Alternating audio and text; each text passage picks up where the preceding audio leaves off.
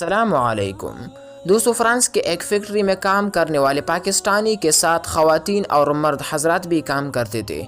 Factory میں 50 سال کے ایک فرینچ خاتون ایک دن اسے کہنے لگی کہ سنا ہے تم پاکستان کے لوگ عورتوں کے حقوق نہیں دیتے، انہیں گھر میں بند رکھتے ہو اور کام بھی نہیں کرنے دیتے۔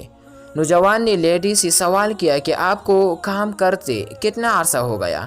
جواب ملا، جب میں 18 سال کی تھی تب سے نوکری کر رہی ہوں۔ جواب میں پاکستانی ماں کی بیٹی نے کہا کہ آپ گھر کا کام بھی کرتے ہیں، جاب بھی کرتے ہیں اور آپ کی عمر بھی کافی ہو گئی، جبکہ ہمارے ہاں غالب اکثریت کے گھرانوں میں جب بیٹی پیدا ہوتی ہے تو بچپن سے لے کر جب تک اس کی شادی ہوتی ہے، اس وقت تک اس لڑکی کے والد اور بھائی اپنی اس بیٹی کو اللہ کی رحمت قرار دیتے ہوئے اپنی آنکھوں کا تارا بنا کر رکھتے ہیں، اس کی عزت و عصمت کی پوری طرح حفاظت کرتے ہیں، اس کی ضرورتیں اور فرمائشیں پوری کرتے ہیں، اور جب اس کی شادی کر دیتے ہیں تو وہ اپنے شوہر کی ذمہ داری بن جاتے ہیں۔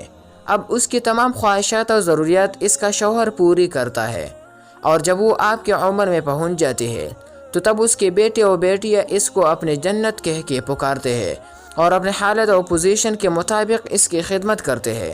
ہمارے ہاں اس عمر میں عورت کو آپ کی طرح کام کرنے کی ضرورت نہیں پڑتی۔